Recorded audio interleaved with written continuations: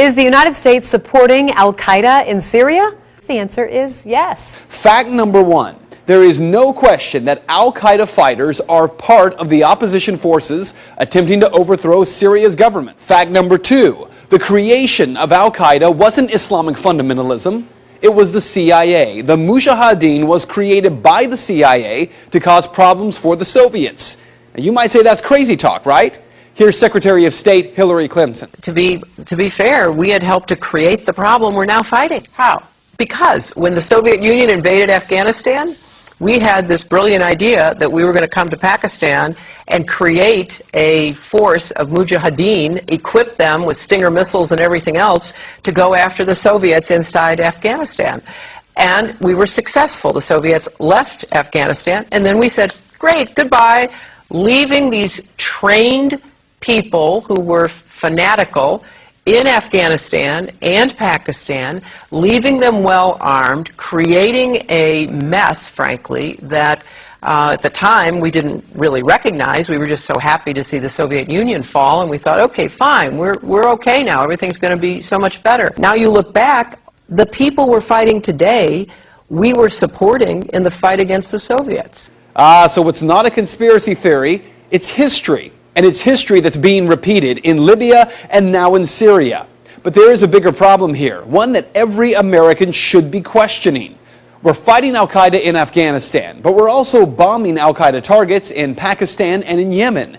And as we do that, something occurs known as collateral damage. Hundreds of civilians in Yemen have been killed in just the first half of 2012 by U.S. airstrikes aimed at Al-Qaeda fighters. We also have a history of kind of moving in and out of Pakistan. I mean, let's remember here, the people we are fighting today, we funded 20 years ago. And we did it because we were locked in this struggle with the Soviet Union. They invaded Afghanistan, and we did not want to see them control Central Asia.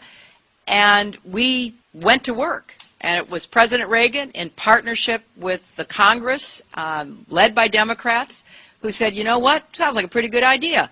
Let's deal with the ISI and the Pakistani military, and let's go recruit these Mujahideen, and let's get some to come from Saudi Arabia and other places, importing their Wahhabi brand of Islam so that we can go beat the Soviet Union.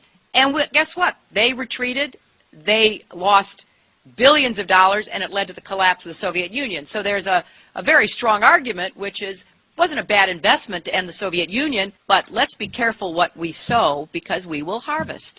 And we now are making up for a lot of lost time. So what you need to know tonight is heavy. Our government is bombing sites around the world in an ongoing war with Al-Qaeda. In Iraq, where Al-Qaeda had no presence before the U.S. war, Al-Qaeda is now thriving. The same Al-Qaeda, yes, created by the U.S. government in order to harm the Soviets. And today, at least 13,000 civilians in Afghanistan are dead as a result of that war with Al-Qaeda. So with all respect to Ms. Fitzgerald from the Irish Times, this is not propaganda. Rather, it is the question that every American should be demanding answers on from Congress and from this president. Why are we giving Al-Qaeda fighters money and weapons to overthrow yet another government in the Middle East? Today, our government claims they're freeing the people of Syria. Tomorrow, if history tells us anything, we will be killing and wounding civilians in airstrikes and then referring to them as collateral damage in a war with an enemy who we brought to power.